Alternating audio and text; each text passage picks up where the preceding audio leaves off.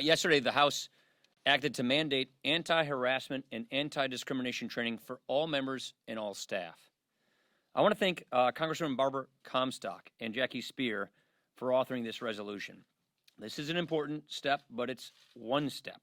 The Committee on House Administration is going to continue its extensive review of all of our policies and all of our procedures. 1 week from today, the committee will be holding its next hearing on this matter.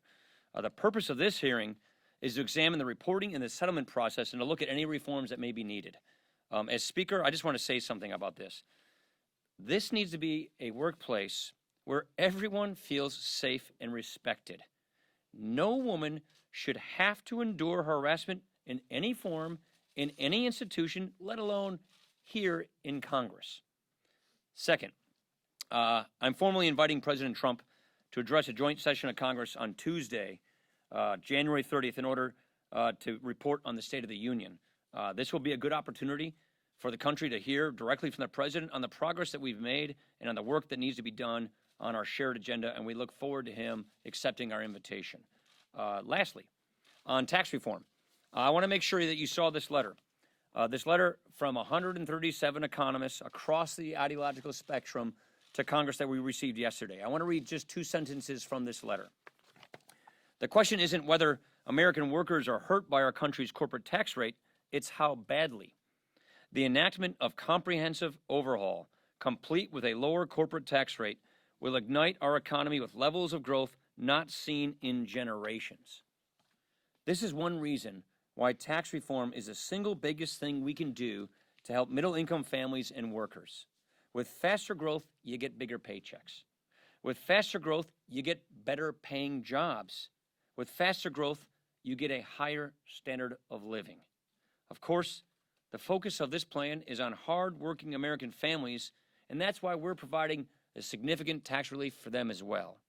That's the whole purpose of this, to help people who are living paycheck to paycheck not only keep more of their own money in the first place, but to help them make more money and find good, better paying jobs.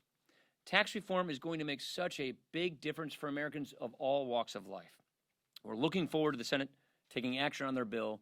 We're enthused and excited that they're on the floor right now working on tax reform. And once they do, as the majority indicated yesterday, we will move to go to conference committee as soon as possible. Questions? Casey. Should John Conyers resign his seat in the House? And also, can you guarantee tax reform will be passed by the end of the year? So, for Marion Brown, is that her name, I think? I heard what she said this morning on NBC. No one should have to go through something like that, let alone here in Congress. So yes, I think he should resign. I think he should resign immediately. I've just been briefed on the torrent of allegations, and I think he should. Your second question was on tax reform. I'm not a guy who's in the guarantee business because I can only control this side of the Capitol. I am very confident that we can get this done this year. Tomorrow marks 1 week before the December 8th funding deadline. Based on the current state of play, how long do you think a continuing resolution would need to be for a deal to be reached, and at what point would that come together? Well, it would be nice if they show up to meetings. It would be nice that our Democratic leadership counterparts would actually participate in the negotiations that are necessary to not just keep the government open, but to get a cap agreement. I don't know why they decided not to show up for these negotiations.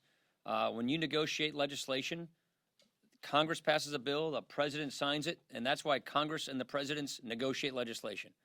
I did it when Bush was president. I did it when Obama was president. Donald Trump's our president. People should show up for negotiations.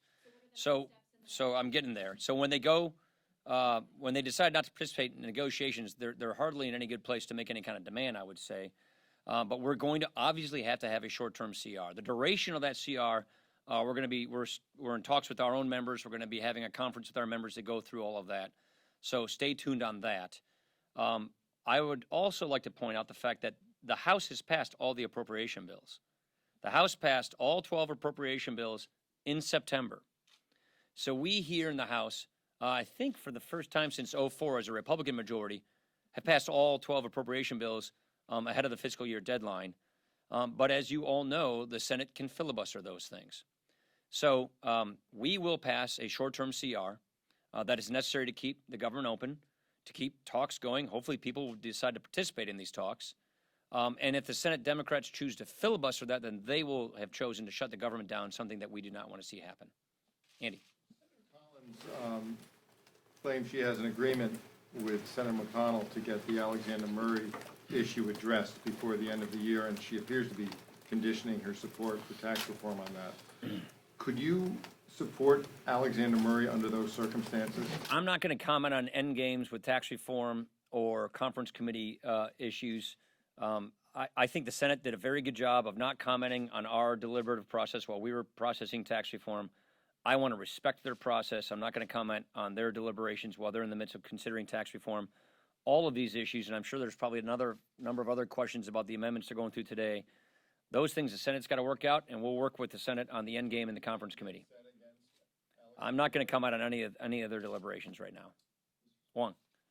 Mr. Speaker, more lewd social media messages surfaced today from Congressman Joe Barton. Apparently a constituent said that he had messaged her over Facebook, some lewd messages, inappropriate Today? messages. Yesterday. I'll have to get back to you on Yesterday, it. but this is in addition to the photos and the videos. Have you spoken with Mr. Barton, and do you think that he should resign or face any sort of reprimand for his? I have spoken with him, and I'm going to continue speaking with him. Yeah. Scarf. Mr. Speaker, thank you. Handkerchief. Sorry, Drucker. It's all right. I just want to,